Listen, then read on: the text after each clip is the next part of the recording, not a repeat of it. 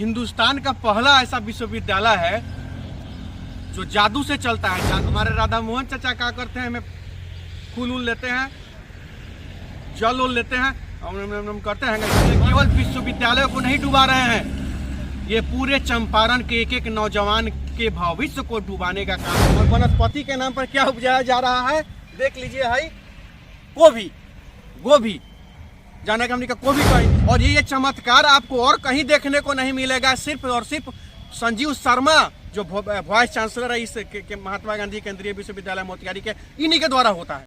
जय हिंद, वंदे मातरम। आज हम चंपारण की धरती पर बना केंद्रीय विश्वविद्यालय के कैंपस में है, नायका कैंपस में, ठीक है। और ये हिंदुस्तान का पहला ऐसा विश्वविद्यालय है जो जादू से चलता है, जादू से। हाँ, हैरान मत होइए, हम सही बोल रहे हैं। ये हिंदुस्तान का पहला ऐसा विश्वविद्यालय है जो जादू से चलता है। हमारे राधा मोहन चाचा क्या करते हैं, हमें फूल उल लेते हैं, जल उल लेते हैं, हम करते हैं, मार देते हैं एकदम से। विश्वविद्यालय का काम धकाधक कागज पत्र सारा तैयार हो जाता है, सारा बिल तिल पास हो जाता है, सारा काम ओके हो जाता है। तो जादू से चलने वाला यह पहला विश्वविद्यालय है भारत का, हिंदुस्तान का केंद्रीय विश्वविद्यालय मोतिहारी में जो बना है। और आज ऐसा ऐसा चीज आपको हम बताने वाले हैं, हंसिएगा मत, क्योंकि आप जब हंसिएगा तो आप कहीं नहीं कहीं चंपारण के भविष्य पर हंस रहे होइएगा। तो हंसिएगा जरूर, लेकिन चिंता का भी विषय है, इस पर चिंता भी करिएगा और सोचिएगा कि हमारा चंपारण कहाँ जा रहा है, किन हाथों में है, और हमने क्या सोचकर इनके हाथों में चंपारण दिया था, और यह क्या करने पर तुले हैं, और ये क्या कर रहे हैं। और यह केवल विश्वविद्यालय को नहीं डुबा रहे हैं, ये पूरे चंपारण के एक एक नौजवान के भविष्य को डुबाने का काम कर रहे हैं। सत्ता व्यवस्था और यहाँ के सबसे भ्रष्ट अगर कोई है तो यहाँ का जो वाइस चांसलर है, सबसे बड़ा भ्रष्ट व्यक्ति वही है जो सारा काला व्यवस्था का सूत्रधार है। सूत्रधार समझ रहे हैं, सूत्रधार। कैसा कारनामा जो VC किए हैं यहाँ, कैसा कारनामा, कैसा जादू जो किए हैं, केकरा इशारा पर किए हैं, हम ही नहीं कहना चाहते हैं, आप लोग जानते हैं, समझते हैं। ये जो जादू जो यहाँ के वाइस चांसलर किए हैं केंद्रीय विश्वविद्यालय मोतिहारी के, 2-4 को जादू का नमूना दिखाएं आप लोगों को। तो अधिक से अधिक इसको शेयर करिए, अब दबा के शेयर करिएगा मत, ठीक है। और जितना ज़्यादा हो सके शेयर करिए, जितना जगह भेजिएगा। हम यहाँ के वाइस चांसलर का जादू दिखाते हैं आपको। केंद्रीय विश्वविद्यालय का संजीव शर्मा के द्वारा जो VC है यहाँ के, पहला जादू मेरे पीछे देखिए, ये चरक औषध उद्यान लगाए हैं, बांस के 4 फाटा से घेरा हुआ है। उद्यान के नाम पर मात्र एगो आम का गाछ है, होदे मात्र एगो आम का गाछ है। गाछ समझिए रहे होइएगा, पेड़, ट्री, तो एगो मात्र औषधि के नाम पर बस एगो आम का पौधा है। और इस पर लगभग 4 लाख के आसपास का भी इस पर खर्च इन्होंने कर दिया है।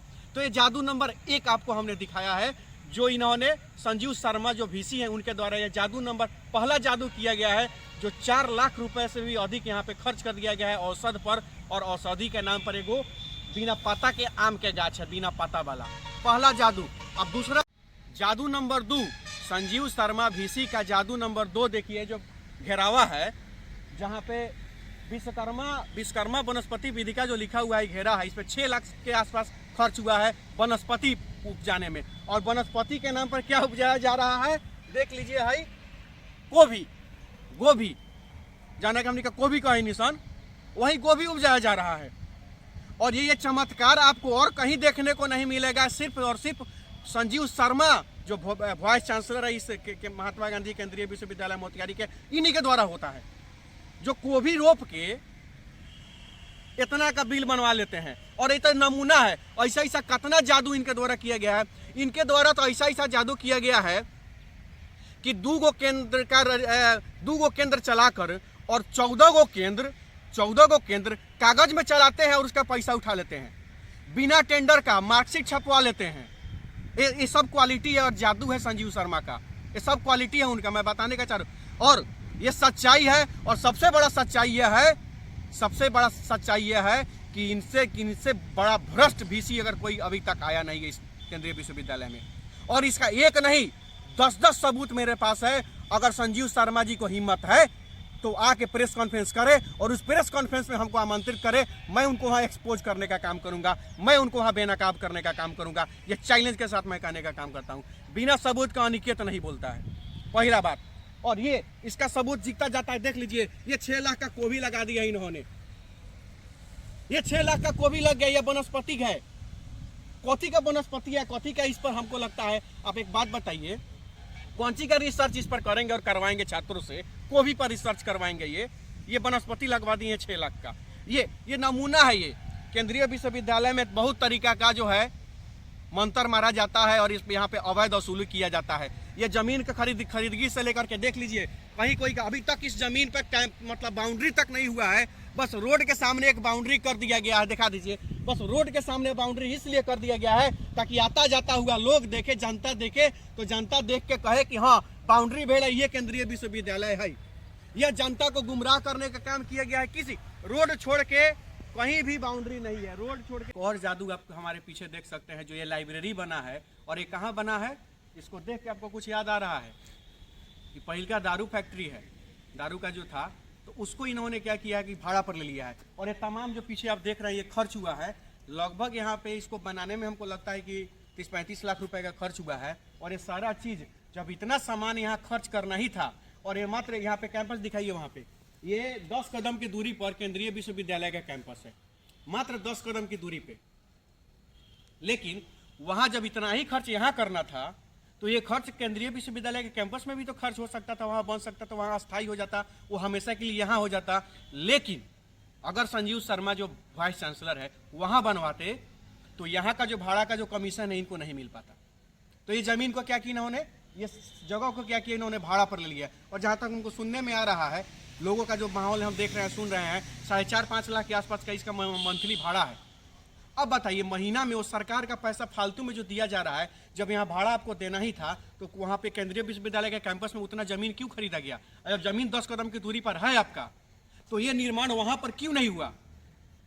ये इनका जो है, ये क्या काम, इनको क्या करना चाहिए? SC ST OBC EWS के जितने भी स्टूडेंट हैं, उनका फीस में लगातार बढ़ोतरी हो रहा है, उसके फीस को कम नहीं किया जा रहा है। किसी भी जो सब्जेक्ट है वहाँ पे केवल बाहरी छात्र जो आ रहे हैं, 90% बाहरी छात्रों को यहाँ भर दिया जा रहा है। जो मोतिहारी की धरती पर यह केंद्रीय विश्वविद्यालय बना है, तो यहाँ के छात्र के लिए 90% रिजर्वेशन क्यों नहीं, या 80% रिजर्वेशन क्यों नहीं? क्योंकि यहाँ की धरती पर इसलिए बना था कि यहाँ के छात्रों को अच्छी शिक्षा मिल सके। जब बाहर के लोग के लिए ठूस के भर दीजिएगा, तो फिर यहाँ इस धरती पर केंद्रीय विश्वविद्यालय बनाने का क्या फायदा? स्नातक का पढ़ाई आपने बंद कर दिया। सबसे ज्यादा यहाँ पे स्नातक के छात्र यहाँ पे पढ़ पाते थे मोतिहारी डिस्ट्रिक्ट के, यहाँ पे चंपारण के, उसको आपने स्नातक का बंद कर दिया, क्योंकि वहाँ उस पर आपको ज्यादा सा कमीशन नहीं मिल पाता था, वहाँ पैसे नहीं मिल पाते थे। और भी यूनिवर्सिटी विश्वविद्यालय है जहाँ पे मैं आपको बता दे रहा हूँ, 1900 रुपये में, 1800 रुपये में लोग ग्रेजुएट हो जाते हैं, स्नातक पास कर लेते हैं 1900 से 2000 रुपये में। लेकिन आपका यहाँ का जो विश्वविद्यालय है, यहाँ पे ग्रेजुएशन पास करने के लिए 40 से 45 लाख रुपए खर्च, 40 से 45 हजार रुपए खर्च करने पड़ते हैं। क्या फायदा भाई? ये कमीशन का खेल कब बंद होगा? जब आपका कैंपस उतना करोड़ों रुपए, अरबों रुपए खर्च करके जो कैंपस का जमीन लिया गया है, इसका निर्माण वहां होना चाहिए था, यहाँ भाड़े की जमीन पे नहीं, भाड़े के ये गोदाम में नहीं। तमाम चीजें हैं, कितना बताए, बिना टेंडर का यहाँ पे सब काम हो जाता है, क्योंकि टेंडर कराएंगे तो उसमें फर्जीवाड़ा नहीं हो पाएगा, उसमें कमीशन नहीं मिल पाएगा। बिना किसी अप्रूवल के आप 14 को सेंटर खोल देते हैं, 16 को सेंटर खोल देते हैं, जिसमें 2 को रहता है, अधिकतर सेंटर कागज में ही रहता है। अपने गृह जिला से लोगों को लेकर इसमें भर्ती कर देते हैं, उत्तर प्रदेश से। क्या चंपारण में लोग बेरोजगार नहीं है?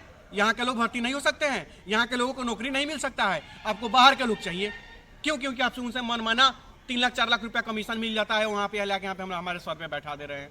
तो यहाँ का बेरोजगार लोग क्यों नहीं नौकरी कर सकता है केंद्रीय विश्वविद्यालय में? कॉन्ट्रैक्ट पे ही करना है तो यहाँ के लोगों को करिए, बाहरी लोग क्यों आएगा?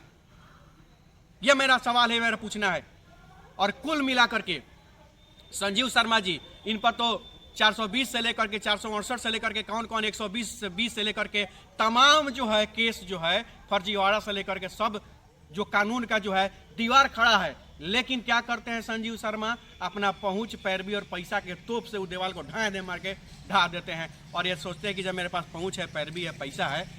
और ये कुमार विश्वास जो कवि हैं, उनके ही भाई हैं, कहते हैं भाई हैं, तो ये तो पैरवी का धौस दिखाकर सारा मामला को साइड करा देते हैं और कोई कानूनी कार्रवाई इन पर नहीं होता है।